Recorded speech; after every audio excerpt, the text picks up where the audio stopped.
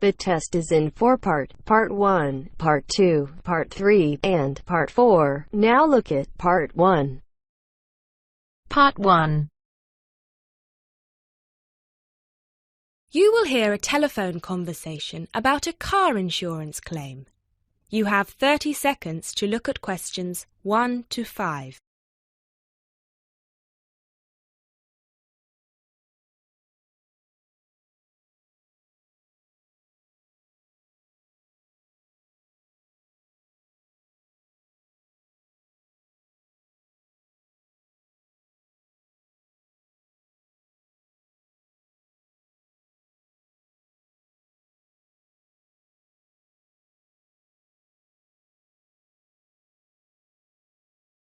Good afternoon. What Insurance? This is Janet speaking. How may I help you?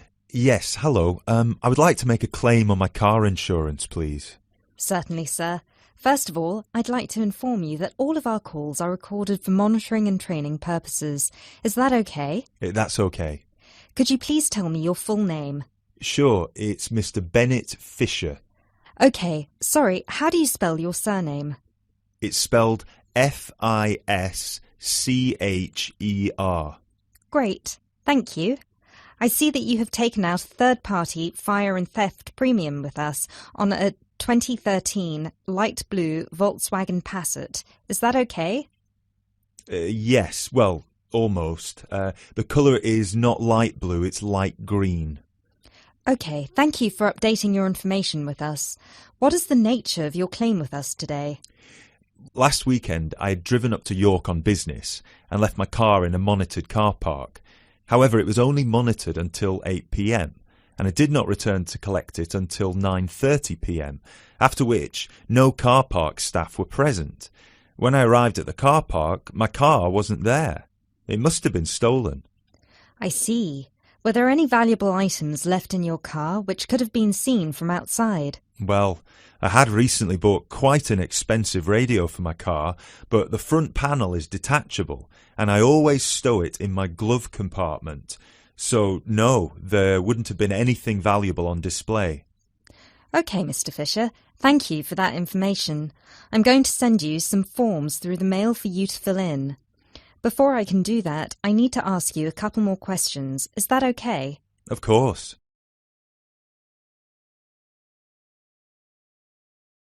You now have 30 seconds to look at questions 6 to 10.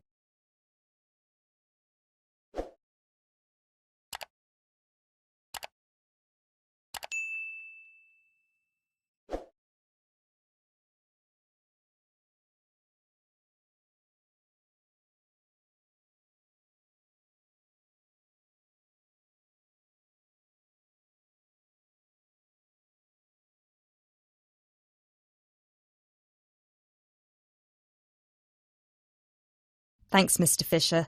First of all, could you let me know your policy number, please? Of course. I have it right here. It's G34C245. G34C245. Thanks. And the type of claim? Shall we say stolen car? Yes, the car was definitely stolen. I reported it to the police immediately. I actually have the report number here if that's of any use. No, not right now. But keep hold of that as we will need to see a copy of the police report eventually. Which police station did you report the offence at? York Police Station. Was it your first time in York? No, but it was the first time I'd driven there. I usually take the train. Were you aware that the car park was only manned until 8 p.m? No, I was not aware of that. Were there any signs put up on the premises that informed car owners of the risks of leaving their cars after normal operating hours? Yes, but they said the car park was going to be guarded until 10 p.m, at which point the entrance is barred so no cars can come in or out. Was any reason given for that sudden change? The police informed me that the staff on duty that night had left on an urgent call. I believe it was something about a family member being admitted to hospital. Were there any personal items left in your car? Yes. First of all, there was the car radio I mentioned before. Ah, yes, of course. Anything else? Just some CDs and an old jacket. Right. Thank you, Mr. Fisher. I have everything I need for now and will send these forms out to you shortly. When you get them, please fill them out with as much information as you can, and where possible, include copies of any relevant documents to support your claim, such as police reports and registration details.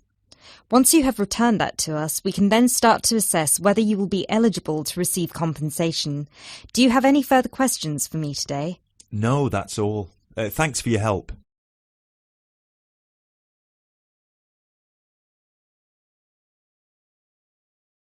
That is the end of part 1. You now have half a minute to check your answers.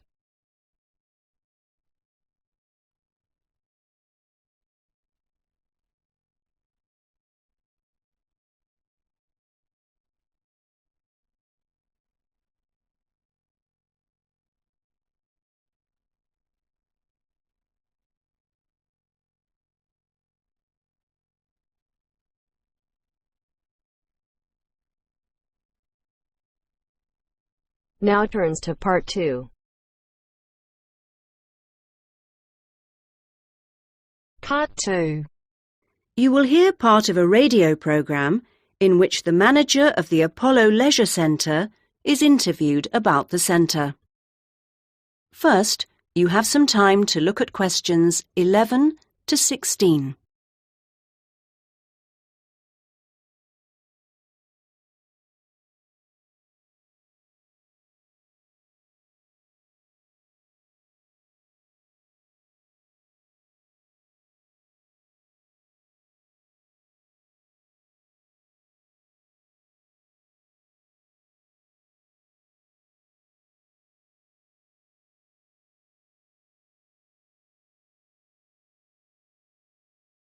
Now listen to the first part of the interview and answer questions 11 to 16.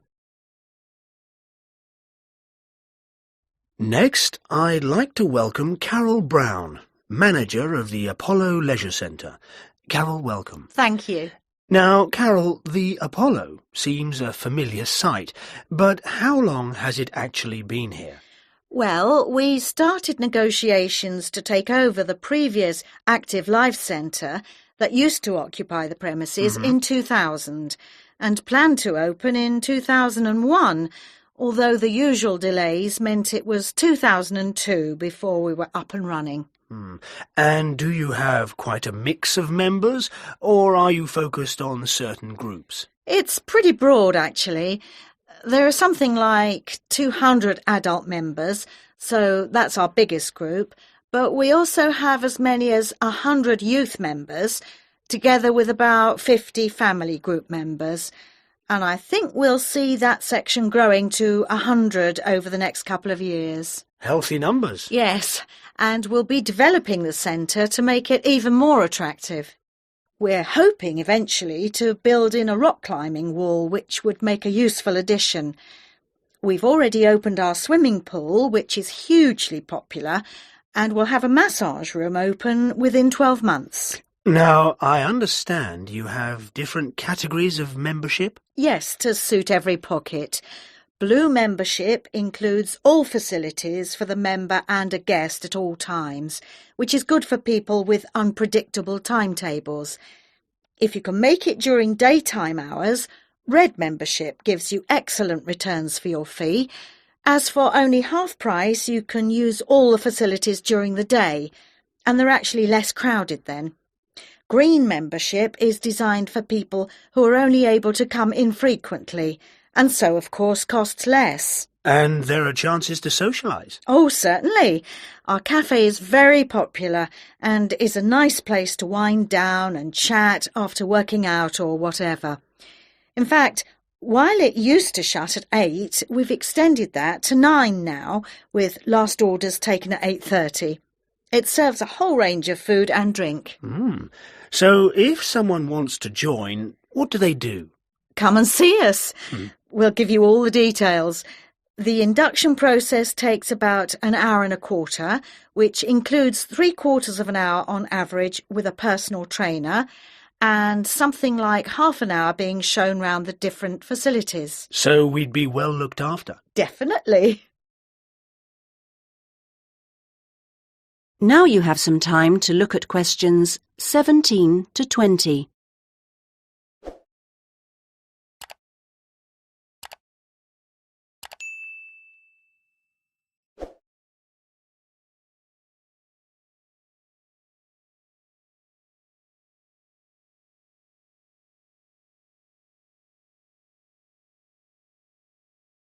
Now listen to the rest of the interview and answer questions 17 to 20. OK, now, Carol, can you give us some idea of what we could expect to get as members of Apollo? Sure. Well, let's take next Monday as an example. The early evening would begin with the programme of classes. Of course, members would also be at liberty to do their own thing. I'm just talking about the listed classes that we'll be offering. So let's say you're free to turn up at 4 p.m. You could spend an hour in a class that we call gentle exercise. This isn't a hard workout, as you might be imagining it, but a session designed for those who perhaps are not used to rigorous classes and would like something to ease them in. Right. The next thing on offer will be starting at 5, and again it'll last for an hour. In contrast, this is what we simply call weightlifting. It's certainly not for softies, but this strenuous session is of course carefully monitored, and we wouldn't let anyone do anything silly. Oh, well, that's reassuring. And then, kicking off at 6:15, you'll be welcome at a class aimed at promoting better lifestyles, which we run under the banner of healthy living. We'll give you all sorts of useful advice about just living better. Oh, sounds easier than working out. And probably at least as important. And rounds the evening off nicely. Oh no, we still have one more offering. Oh. These days, so many people are working, frankly, more than they should be, and we try to combat the stress that creates by encouraging those who can to take part in the class we call relaxation. You can learn lots of helpful techniques for staying calm when you think everything's going terribly. Now you're talking. So we'll see you on Monday. Now. That is the end of part 2. You now have half a minute to check your answers.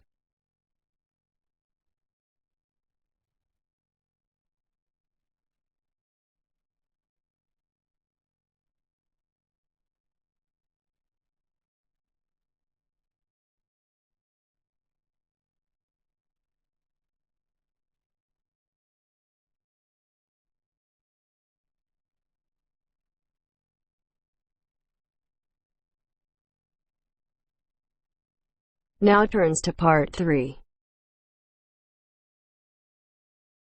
Part 3. You will hear a talk by a wildlife specialist on a type of bird called a Kiwi. First, you have some time to look at questions 21 to 25.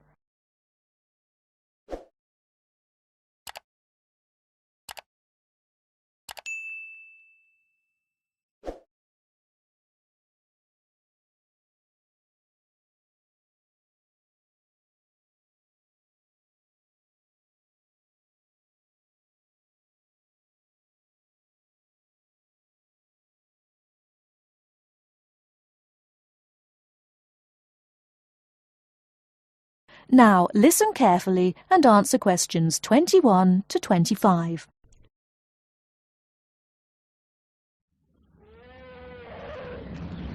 Ladies and gentlemen, welcome to Auckland Zoo on this sunny Sunday afternoon and to our special Kiwi fundraising event.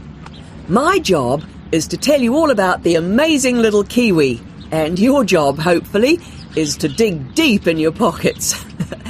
Now, for the benefit of our overseas visitors here today, I should explain first of all that the Kiwi is the national bird of New Zealand, and sometimes New Zealanders themselves are known as Kiwis. Now, while Kiwis in the wild are a rare sight, the Kiwi as a symbol is far more visible. Apart from being in toy stores and airport shops all over the world, You'll find them on our stamps and coins. The kiwi is the smallest member of the genus Apteryx, which also includes ostriches and emu. It gets its name from its shrill call, which sounds very much like this. Kiwi! Kiwi! Kiwis live in forests or swamps and feed on insects, worms, snails and berries.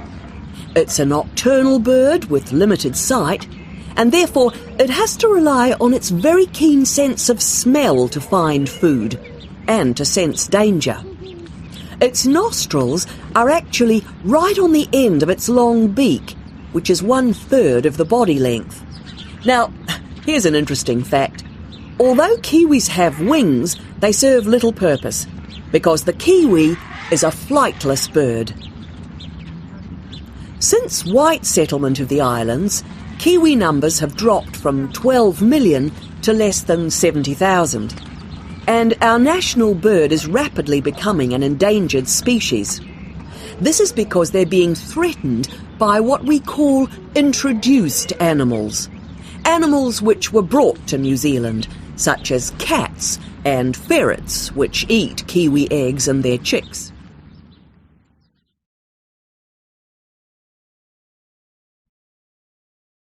Before you hear the rest of the talk, you have some time to look at questions 26 to 30.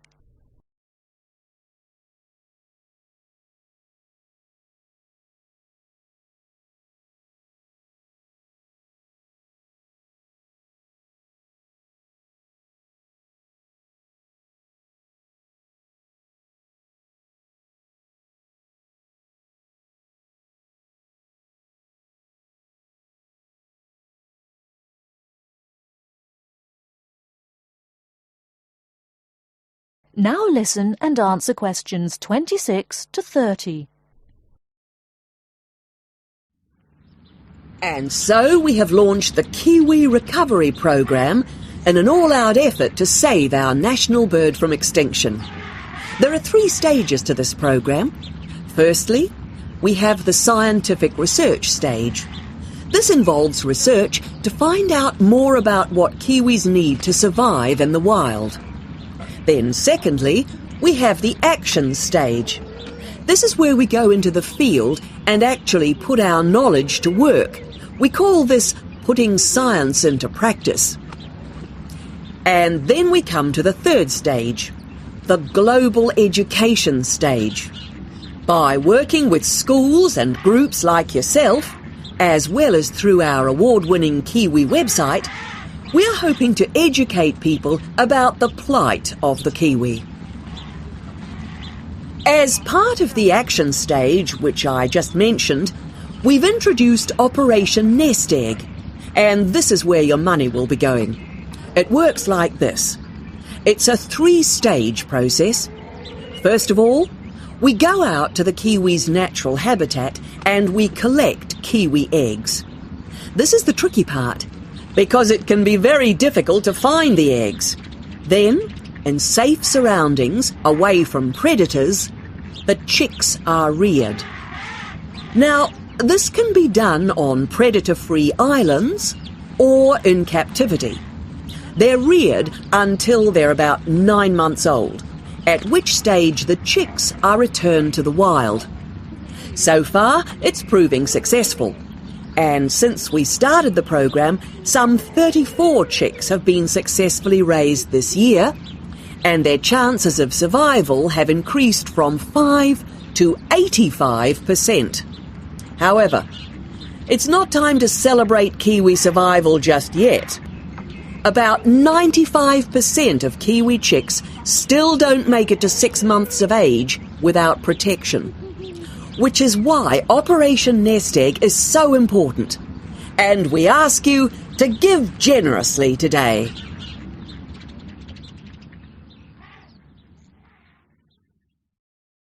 That is the end of part 3. You now have half a minute to check your answers.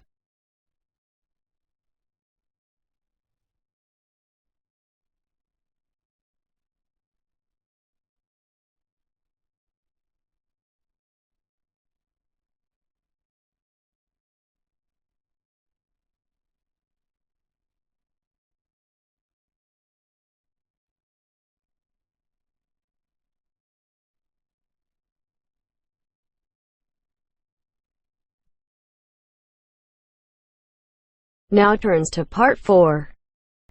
Part 4. You will hear a talk about developments in public transport in large cities.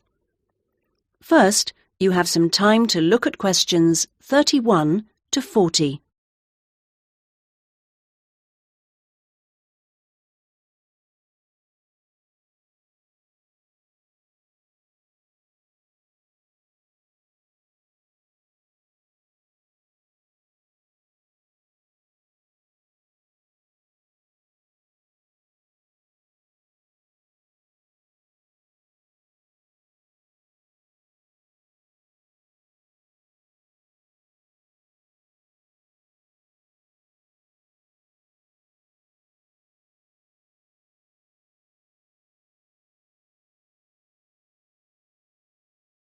Now listen to the first part of the talk and answer questions 31 to 40.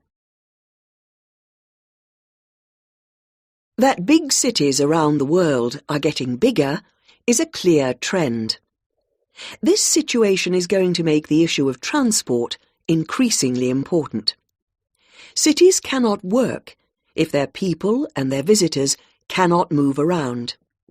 This means that public transport is vital to the success of cities. And yet, private car ownership is increasing all the time. Can these two facts be contained in the same reality? Isn't the car slowly but surely strangling the city? But we must acknowledge it does have genuine benefits. Having said that, the fact that car owners can escape to the mountains is of little relevance to the issue of daily city life, in which we need to do things like ferry heavy shopping and luggage around, something the car, of course, is invaluable for. But the so-called family car is rarely occupied by a family, just a single driver taking up a lot of road space. It's not only the car that clogs up our roads, of course.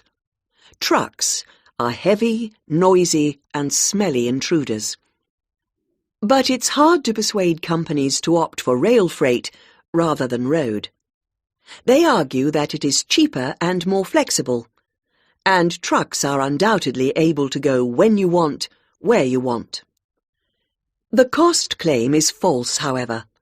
Truck companies don't hold themselves responsible for the environmental costs they incur, nor are they keen to calculate the time spent on repairs or delays.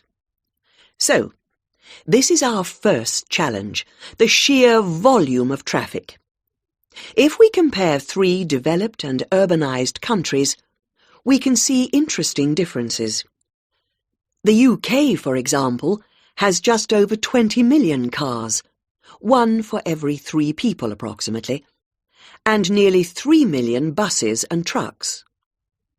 These figures sound very high, but in fact the Netherlands, although only a little over a quarter the population, has more vehicles per head of population. Meanwhile, Germany, bigger than both other countries put together, actually outstrips either in terms of vehicles per head of population. Now, there is no correlation between these figures and the percentages of journeys made on public transport. This means that the route to better public transport use is not abolishing the car, but rather making public transport better. Not surprisingly, where people can choose, they choose the thing they prefer, not the thing they don't. How do people judge public transport? Well, a major survey was carried out this year, indicating that there are many aspects, from clean interiors of buses to the proximity of routes to homes and workplaces. Fare prices is a complex issue and needs to be accounted with car costs. What people seem to find most frustrating is scheduling. If the route doesn't pass their departure point when it suits them, they'll drive instead. The issue of personal safety seems to have reduced in urgency with better lighting at stops and CCTV. Now, various measures are being taken in a number of major cities, all designed to increase the appeal of public transport and thus to persuade car users to leave their cars behind and free up the city's roads. Among these is bringing in smart cards. These are purchased in advance and mean passengers spend less time waiting to buy tickets and board buses and trains, particularly when switching across transport modes within the same journey. Another initiative is the use of computers in managing scheduling with greater efficiency. But such logistical measures are not sufficient in themselves, and indeed the benefits that they bring are often less apparent to passengers than to transport managers. From the passengers' point of view, the fact that buses are becoming more comfortable is significant, because it brings them more in line with the car. Delays and diversions are, of course, deeply irritating for passengers. Even if these can't be eliminated, ensuring that passengers have more detailed information available to them will help to reduce their sense of stress. We often associate public transport with inner-city travel, but of direct benefit to passengers are systems such as taxi sharing and dial-a-bus, which provide more flexible options for suburban journeys. And finally, nothing really significant can happen without a shift in people's mindsets. The way we travel is an expression of our values about many things. Companies operating public transport are slowly but surely finding it possible to sell their services as a public-spirited alternative to the car, as awareness of environmental issues has increased radically in the last few years. Overall, then, this combination of steps and changes has a good chance of shifting the city out of the car and onto the bus and train. That is the end of part 4. You now have half a minute to check your answers.